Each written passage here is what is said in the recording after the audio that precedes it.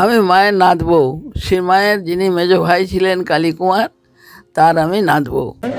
আমরা আজকে এসেছি জয়রামবাটি মায়ের জায়গায়, সারদা মায়ের জন্মস্থান। অন্যরকম পরিবেশ, এখানে একটু ঘুরে দেখবো। এখান থেকে কামারপুকুর যাবো, কি দেখার আছে কি না আছে, আরও অনেক কিছু ইন্টারেস্টিং জিনিস এখানে ভিডিওতে রয়েছে। সব কিছু জানতে পারবেন আজকের ভিডিওতে। তবে প্রথমেই যেটা আমাকে বলা উচিত যে আপনাকে এখানে কিন্তু 11টার মধ্যে ঢুকতে হবেই। 11টা অবধি কিন্তু আপনি প্রসাদের যে কুপন সেটা আপনি কালেক্ট করতে পারবেন। তবে একটা ভালো কনসেপ্ট আমার যেটা লাগলো সেটা হলো যে মায়ের কাছে এসে কিন্তু কেউ অভুক্ত থাকতে পারেন না। তাই ওরা মোটামুটি যতক্ষণ ওদের সম্ভব ওরা কিন্তু কুপন দিয়ে থাকেন। আমরাই কিন্তু কালেক্ট করেছিলাম 11:25 নাগাদ। তো যাই হোক, এবার আসি মেন কথায়। এখানে কিন্তু সকাল 5:30টায় মন্দির খুলে দেয় এবং 11:30 অবধি মন্দির খোলা থাকে। তবে আমার মনে হয় বেস্ট টাইম হচ্ছে আপনি যদি 10টার মধ্যে এখানে চলে আসেন, তাহলে আপনি মন্দির দর্শনও করতে পারবেন। আবার 11:30টার মধ্যে আপনি কুপন কালেক্ট করে এখানে যে একসাথে 500 জনের যে খাবার ব্যবস্থা আছে, একদম নিরামিষ সুন্দর হালকা খাবার, সেটা কিন্তু আপনি এখানে সামান্য কিছু ডোনেশনের মাধ্যমে এটা কিন্তু কালেক্ট করে নিতে পারবেন অফিস থেকে।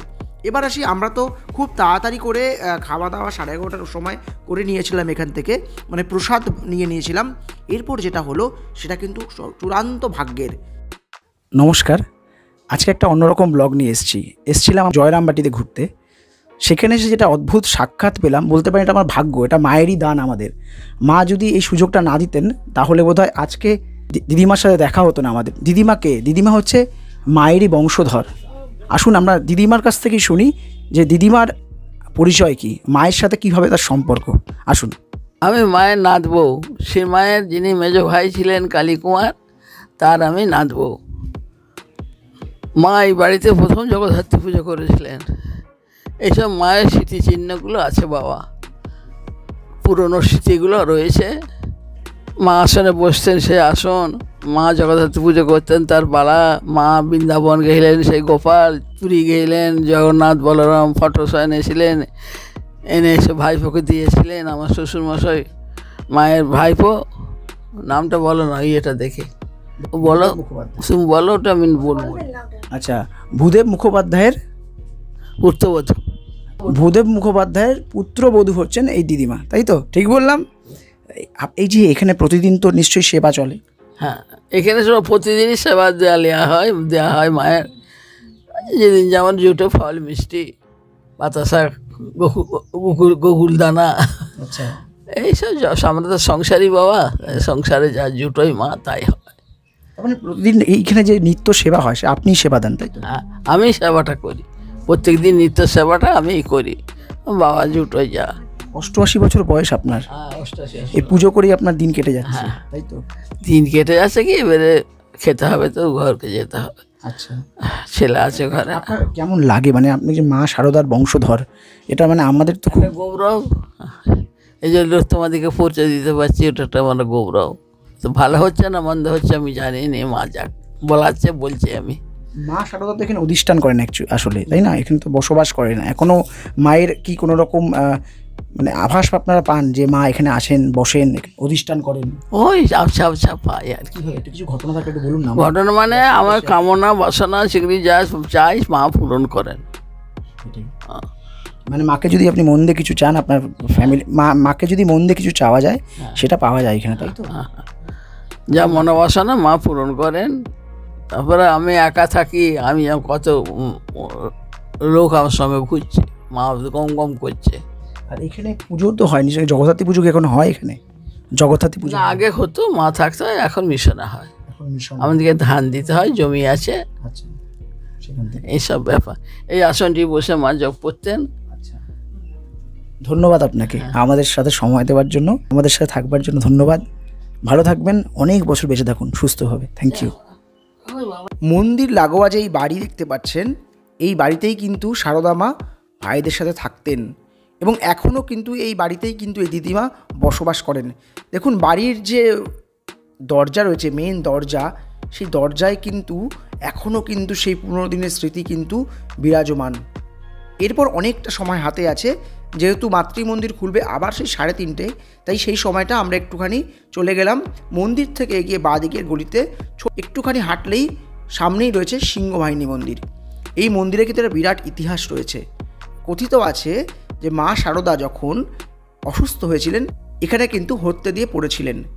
এরপর দেবী কিন্তু মা শারদাকে স্বপ্নাদেশ দেন যে তার এখানে যে মাটি রয়েছেন সেই মাটি যদি তিনি সেবন করেন তাহলে তিনি রোগমুক্ত হবে, এবং তিনি সুস্থ হয়েছিলেন।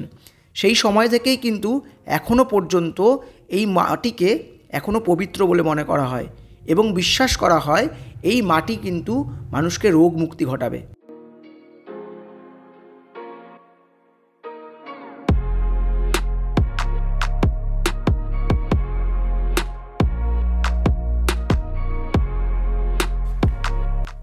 এরপর 3:30 বেজে গেলে আমরা মাতৃমন্দির দর্শনের জন্য আমরা ভেতরে ঢুকে পড়ি।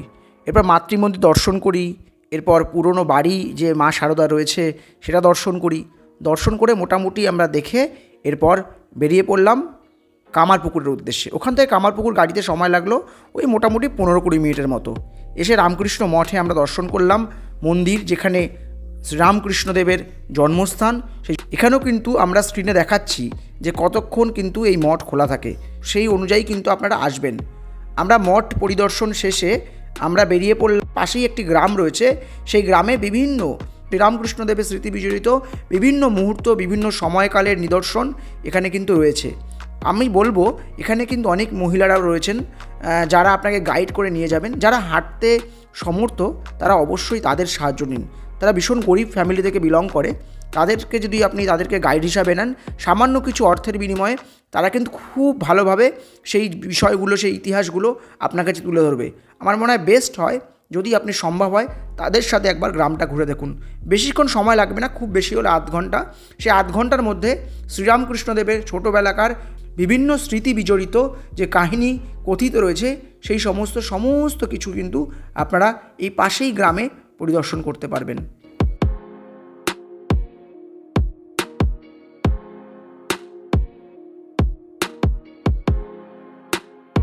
সবথেকে আমার ভালো লাগছিল যেগুলো এতদিন বইয়ের পাতায় পড়ে এসেছি বা টিভি স্ক্রিনে দেখেছি, সেই সকল ঘটনা যে সকল স্থানে অ্যাকচুয়াল ঘটেছিল সেই জায়গাগুলো যখন একবারে চাক্ষুষ করতে পারছিলাম, আর দিদি যেভাবে আমাদেরকে সেটা পরিবেশন করছিলেন গল্পের মাধ্যমে, সেটা সত্যি মনোমুগ্ধকর ছিল এবং ভীষণভাবে ভালো লাগছিল।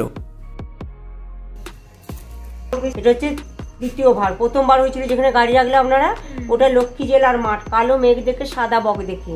দ্বিতীয় হয়েছিল আনুর বিশ্বলক্ষ্মী থেকে 2 কিলোমিটার দূরে, ওই পছন্দ দিদির সাথে পুজো দিতে যেয়ে। তৃতীয় হয়েছিল এই জায়গায় ভক্তরা নতুন বানিয়েছে।